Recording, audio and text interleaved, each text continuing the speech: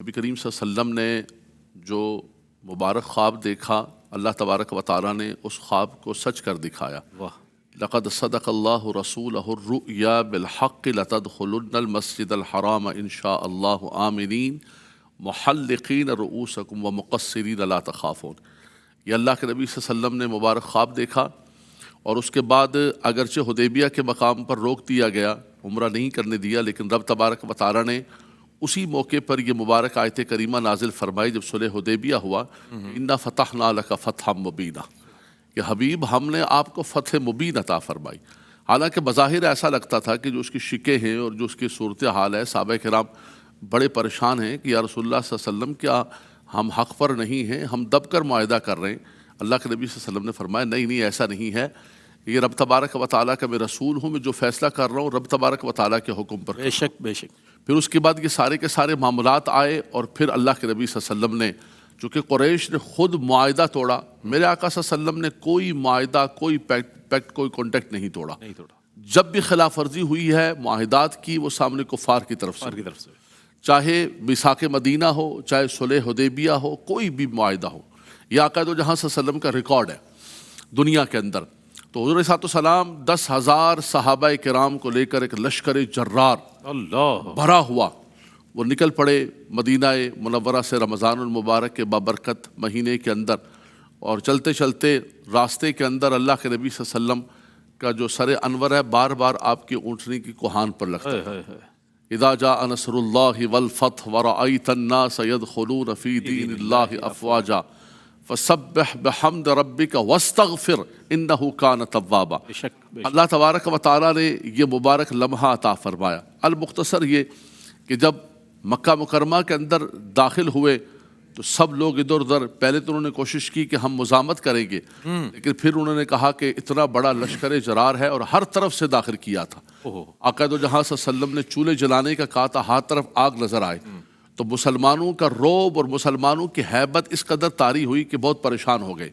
اللہ کے نبی صلی اللہ علیہ وسلم خانہ کعبہ میں تشریف لے گئے، حضور صلی اللہ علیہ وسلم نے اللہ کے گھر کا طواف کیا، اور خانہ کعبہ کے اندر جو 360 بت تھے ان سب کو حضور صلی اللہ علیہ وسلم نے اپنی چھڑی مبارک لگا کر جاء الحق وزہق الباطل ان الباطل کان زہوقا، حق آ گیا اور باطل چلا گیا، اور باطل نے جانا ہی تھا، ایک دن اس کے جانے کا وقت آ گیا۔ اور پھر جو بت بچ گئے تو مولا کائنات علی المرتضیٰ کرم اللہ تعالی وجہ کریم کو کر کے اپنے کندھے پر صاف کرایا، خانہ کعبہ صاف ہو گیا، وہاں اللہ تبارک و تعالیٰ کی بارگاہ کے اندر سجدہ ریزی کی، اور وہ جو خواب تھا رب نے وہ خواب آج سچا کر دکھایا۔ اللہ کے گھر کا طواف کر رہے ہیں۔ اب کفار وہ آج سارے کے سارے لائن کے اندر کھڑے ہیں، قطار بنائے کھڑے ہیں، اور وہ سارے واقعات یاد آ رہے ہیں جب نبی صلی اللہ علیہ وسلم پر یہاں مکہ مکرمہ کے اندر آپ پر، آپ کے خاندان پر شیب ابی طالب کے اندر محصور کر دیا، جب آپ کو معاشی مقاطع کیا گیا، جب آپ کو طائف کی طرف جانا پڑا، جب آپ کو سب صحابہ کرام کو پہلے حبشہ کی طرف، پھر مدینہ منورہ کی طرف، اور پھر وہ لمحہ کہ رات کے وقت میں آقا دو جہاں صلی اللہ علیہ وسلم ایک اپنے ساتھی کو لے کر شہر سے ہجرت کرتے ہیں۔ اللہ تنصروہ فقد نصرہ اللہ اذ اخرجہ الذین کفروا ثانی اثنین اذ ہما فی الغار۔ ایک آقا دو جہاں صلی اللہ علیہ وسلم، ایک ان کے ساتھی سیدنا ابوبکر صدیق رضی اللہ تعالی۔ اور آج دیکھیں کہ 8 ہجری کو یہ واقعہ ہوا، 8 سال کے بعد رب تبارک و تعالیٰ نے بالکل کایا ہی پلٹ دی، سارا نظام پلٹ دیا۔ آج وہ سارے کے سارے قطار کے اندر کھڑے ہیں، شرمندہ ہے، سر نیچے کیے ہوئے۔ اللہ کے نبی صلی اللہ علیہ وسلم نے فرمایا کہ تم میرے بارے میں کیا گمان کرتے ہو؟ کیا بات! کہا کہ انت کریم وابن کریم، آپ خود بھی کریم ہیں اور کریموں کی اولاد ہیں۔ کیا بات! آپ کے آباء و اجداد سب کریم تھے۔ اللہ کے نبی صلی اللہ علیہ وسلم نے فرمایا میں بھی آج وہی بات کروں گا جو میرے بھائی یوسف نے کہی تھی، لا تثریب علیکم اليوم انتم الطلقاء، فرمایا تم سب آزاد ہو، تم پر کوئی ندامت بھی نہیں ہے۔ مواخذہ تو بہت دور کی بات ہے، پر کوئی ندامت اور شرمندگی بھی نہیں ہے۔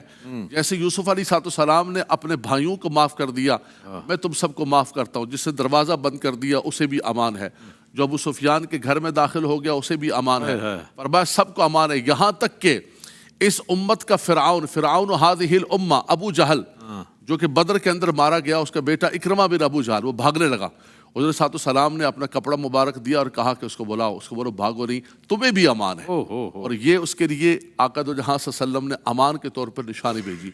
تو حضور صلی اللہ علیہ وسلم نے دنیا کا، رئیس بھائی آخری جملہ میں کہوں گا، دنیا کے جتنے انقلابات آتے ہیں، آپ دنیا کے انقلابات کی تاریخوں کو اٹھا کر دیکھ لیں، جن کا نام لیا جاتا ہے تاریخ انقلاب فرانس کا، فلاں کا، فلاں کا، ان سب کے اندر ایسا ہوتا تھا کہ جب کوئی کامیاب ہو کر آتا تھا، فاتح بن کر آتا تھا، تو وہ خونوں کی ندیاں بہا دیتا تھا، بالکل ایسے ہی، اور سروں کا مینار لگا دیتا تھا۔ ایسے ہی بادشاہوں کا طریقہ تھا۔ قرآن کہتا ہے ان الملوک اذا دخلوا قریۃ افسدوها اللہ وجعلوا اعزت اہلها اذلہ، عزت والے لوگوں کو ذلیل کر دیتے ہیں، فساد کرتے ہیں۔ لیکن ایک دنیا کے فاتح ایسے بھی داخل ہوئے کہ آپ نے کوئی خون نہیں بہایا، بظاہر خون خرابہ جیسے ہوتا ہے، اور حضور صلی اللہ علیہ وسلم نے سب کو معافی دے کر اور سب کے لیے ایک معافی عام کر کے دنیا کے اندر ایک فاتح کی ایک نئی ریت قائم فرمائی۔ اللہ ایسے بھی فاتح ہوتے ہیں جن پر رب تبارک و تعالیٰ کا کرم اور فضل ہوتا ہے کہ انتقام لینا ضروری نہیں ہوتا ہے، معاف کرنا بھی ضروری ہوتا ہے۔ اور آخری بات کہوں گا کہ دیکھیں، سیلیبریشن کرنے کا فتح اللہ نے عطا فرمائی، لیکن قرآن کہتا ہے کہ یہ فتح بھی ہو تو فسبح بحمد ربک واستغفر۔ آج ہمارے یہاں بھی سیلیبریٹ کیا جاتا ہے کسی کامیابی کو، کسی جشن کو، اور ہم ایسا سمجھتے ہیں کہ ہم آؤٹ آف وے جا کے بالکل ایسے ہی، باؤنڈریز کو، حدود و قیود کو توڑ کر سیلیبریٹ کریں گے، تب جا کر ہماری سیلیبریشن کمپلیٹ ہوگی۔ لگے گا کہ وی آر سیلیبریٹ، لیکن یہ آج بتا دیا قرآن نے کہ سیلیبریشن یوں بھی ہو سکتی ہے، اللہ کی بارگاہ میں سجدہ ریز ہو جائیں اور اس کی تسبیح پڑھیں، کیا بات ہے، تکبیر کو بلند و بالا۔ کیا کہنا ہے۔